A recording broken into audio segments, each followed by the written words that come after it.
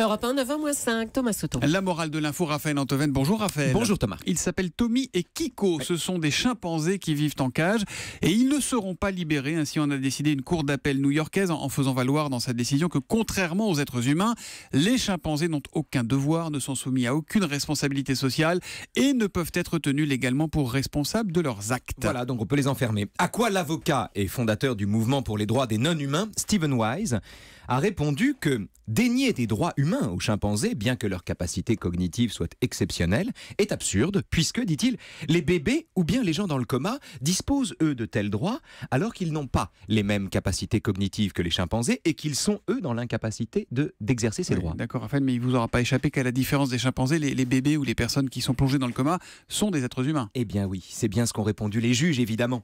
Non seulement les bébés et les gens dans le coma sont des humains, mais surtout, les remarquables capacités cognitives ou linguistiques des chimpanzés ne permettent pas qu'ils soient tenus pour responsables de leurs actions et donc jugés avant d'être éventuellement enfermés. Ce débat sur la libération des animaux est fondamental parce qu'en fait, c'est la définition même de l'humanité qui l'engage. Sous le prétexte de libérer quelques chimpanzés, Stephen Wise déploie en réalité l'argumentaire du projet Grand Singe qui remonte à 1993 et qui entend étendre au-delà de l'humanité la sphère de l'égalité. En anglais, Equality Beyond Humanity. C'est le sens du projet. Bon, c'est pas absurde en fait. Pourquoi ne pas traiter comme nous des êtres vivants dont les capacités mentales sont, nous dit-on, si proches des nôtres? Mais parce que, Thomas, pardon, mais si le critère est celui de la capacité, alors il faut aussi exclure de l'humanité ceux qui n'ont pas cette capacité. Le philosophe utilitariste Peter Singer, qui est à l'initiative entre autres du projet Grand Singe, ne dit pas autre chose, je le cite. « S'il nous faut choisir entre la vie d'un être humain et celle d'un autre animal, déclare-t-il, nous devons choisir celle de l'humain. Mais il peut y avoir, ajoute-t-il, des cas particuliers où l'inverse sera vrai quand l'être humain en question ne possède pas les capacités d'un humain normal.